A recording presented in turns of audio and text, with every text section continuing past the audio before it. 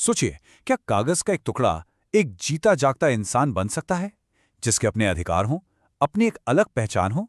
यही वो सवाल है जिसके गिर्द पूरा कंपनी लोग घूमता है। नमस्कार। और आज इसी एक्सप्लेनर में हम इसी बड़े राज से पर्दा उठाने वाले हैं। हम आखिर समझेंगे कि कैसे कानून एक बेजान कॉन्सेप्ट में जान डाल देता है, उसे एक पावरफुल आइडेंटिटी देता है।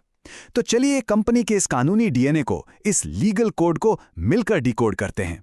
तो सबसे पहला और सबसे बड़ा सवाल यही उठता है, क्या एक कंपनी सच में एक इंसान है? देखिए, इस एक सवाल का जवाब ही पूरे कंपनी लॉ की नींव है, उसकी फाउंडेशन है। तो चलिए इसकी जड़ तक चलते हैं। और इसका जवाब है, एक तरह से हाँ, लेकिन इसमें एक बट है, एक शर्त है। कानून की नज़रों में एक कंपनी एक आर्टिफिशियल लीगल पर्सन होती है। मतलब ये कि वो आपकी और मेरी तरह एक नेचुरल इंसान नहीं है, बल्कि उसे कानून ने बनाया है, कानून ने उसे एक अस्तित्व दिया है। और इस पूरे सिस्टम को जो कानून चलाता है वो है द कंपनीज एक्ट 2013।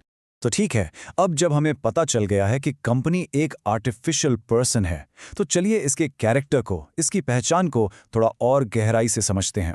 हम देखेंगे इसके कोर फीचर्स क्या हैं, और उस एक लैंडमार्क केस के बारे में भी जानेंगे जिसने सच में सब कुछ बदल कर रख दिया।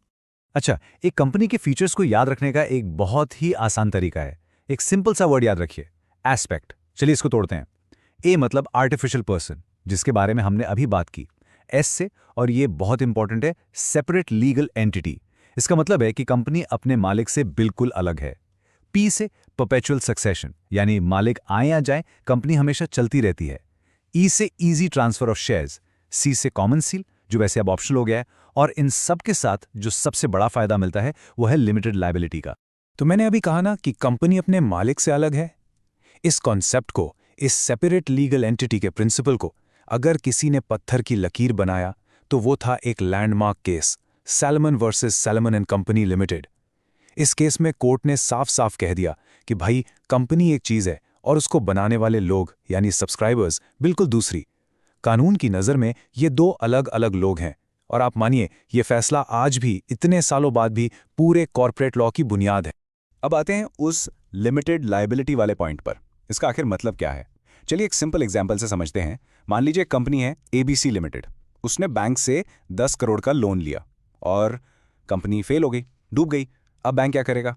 बैंक सिर्फ और सिर्फ कंपनी के एसेट्स, यानी कंपनी की जमीन, उसके ऑफिस, उसके बैंक अकाउंट, इन्हीं से पैसा वसूल कर सकता है। वो कंपनी के डायरेक्टर्स या शेयर होल्डर्स के पर्सनल घर, गाड़ी या उनके पर्सनल बैंक अकाउंट को हाथ तक नहीं लगा सकता। और दोस्तों, यही है एक कंपनी बनाने की सबसे बड़ी ताकत। तो कंपनी और उसके मालिक के बीच जो ये कानूनी दीवार है, जो ये सेफ्टी वॉल है, इसे लीगल लैंग्वेज में एक बड़ा ही फैंसी नाम दिया गया है, द कॉर्पोरेट वेल। सोच लीजिए ये एक पर्दा है, एक सुरक्षा कवच है। लेकिन हर कवच की तरह सवाल ये उठता है, क्या ये कवच कभी टूट भी सकता है? जवाब है हाँ, बिल्कुल। जब इस दीवार का, इस पर्दे का गलत इस्तेमाल होता है, फ्रॉड करने के लिए, धोखा देने के लिए, तो कोर्ट्स के पास पावर है कि वो इस पर्दे को उठाकर देख सकें कि इसके पीछे असली चेहरा किसका है। और इसी प्रोसेस को कहते हैं लिफ्टिंग द कॉर्पोरेट वेल। ऐसा कब होता है? जैसे कि कंपनी बनाई ही गई हो फ्रॉड करने के लिए, या टैक्स चुराने के लिए, या फिर मान लीजिए वॉर के टाइम कंपनी को कोई दुश्मन देश कंट्रोल कर रहा हो। तो हमेशा याद रखिए, ये जो सुरक्षा कवच है ना, ये एब्सोल्यूट नहीं है, ये हर हालत में नहीं बचाता। ओके, तो हमने कंपनी के नेचर को समझ लिया। अब चलिए थोड़ा हिस्ट्री में चलते हैं। एक नज़र डालते हैं कि इंडिया में कंपनी लॉ का सफ़र कैसा रहा है। देखते हैं कि 1850 से शुरू हुई ये लीगल जर्नी 2013 के मॉडर्न लॉ तक आखिर पहुंची कैसे। तो इसकी शुरुआत हुई थी 1850 में, जॉइंट स्टॉक कंपनीज एक्ट के साथ।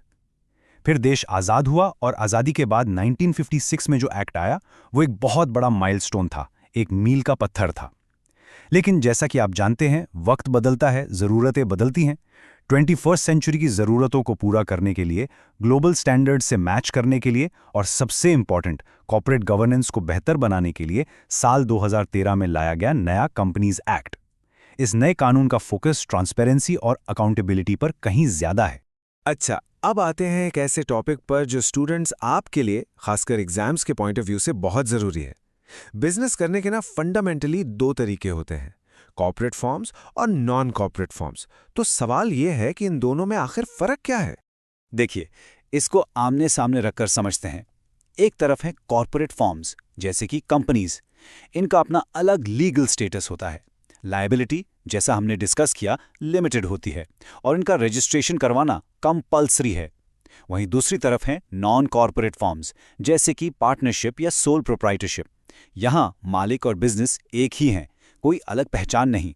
इसका मतलब लायबिलिटी अनलिमिटेड है और उनका अस्तित्व पूरी तरह से मालिक पर ही डिपेंड करता है। मालिक नहीं तो बिजनेस भी नहीं। तो चलिए अब तक जो भी हमने सीखा उसको टेस्ट करते हैं। एक क्विक Q&A सेशन करते हैं ताकि आपके सारे कॉन्सेप्ट्स बिल्कुल क्रिस्टल क्लियर हो जाएं। ये आपकी एग्जाम प्रिपरेशन को एकदम सॉलिड कर देगा। रेडी हैं? Let's go. Okay, so question number 1, ये जो टर्म है परपेचुअल सक्सेशन, इसका आखिर मतलब क्या है और ये इतना इंपॉर्टेंट क्यों है? सोचिए जरा। राइट? सो इसका मतलब है कि कंपनी की लाइफ कंटिन्यूअस है, वो चलती रहती है। The show must go on वाली बात है। मेंबर्स की डेथ हो जाए, वो इंसॉल्वेंट हो जाएं या नए मेंबर्स आ जाएं, कंपनी पर कोई फर्क नहीं पड़ता। और इसकी इंपॉर्टेंस, ये बिजनेस को जबरदस्त स्टेबिलिटी और लॉन्जेविटी यानी एक लंबी उम्र देती है। ग्रेट। अब अगला सवाल, कॉर्पोरेट पर्सनालिटी के पीछे कुछ थियरीज हैं। वो मेन थियरीज कौन सी हैं?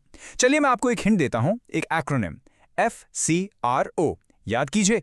तो FCRO का मतलब है F से फिक्शन थ्योरी।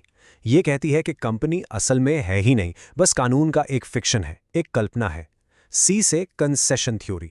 इसके मुताबिक कंपनी एक स्टेट या सरकार की तरफ से दी गई एक कंसेशन है, एक इजाज़त है। R से आती है रियलिस्टिक थ्योरी, जो बिल्कुल उल्टा कहती है। ये मानती है कि कंपनी एक रियल एंटिटी है जिसका अपना अस्तित्व है। और O से है ऑर्गेनिक थ्योरी। ये बड़ी इंटरेस्टिंग है। ये कंपनी को एक इंसानी बॉडी की तरह देखती है, जिसमें डायरेक्टर्स उसके दिमाग है और शेयर होल्डर्स उसके बाकी हिस्से। Simple. Alright, time for a super quick rewind. चलिए अब तक जो भी कवर किया उससे 30 सेकंड्स में रिवाइज करते हैं ताकि सारे मेन पॉइंट्स आपके दिमाग में एकदम लॉक हो जाए। Number 1, separate legal entity. Company अपने मालिक से बिल्कुल अलग है। केस कौन सा? सैलमन्स केस। बिल्कुल मत भूलना। Number 2, limited liability. मेंबर्स की पर्सनल प्रॉपर्टी एकदम सेफ है, जिम्मेदारी सिर्फ उनके शेयर्स तक। Number 3, lifting the corporate veil.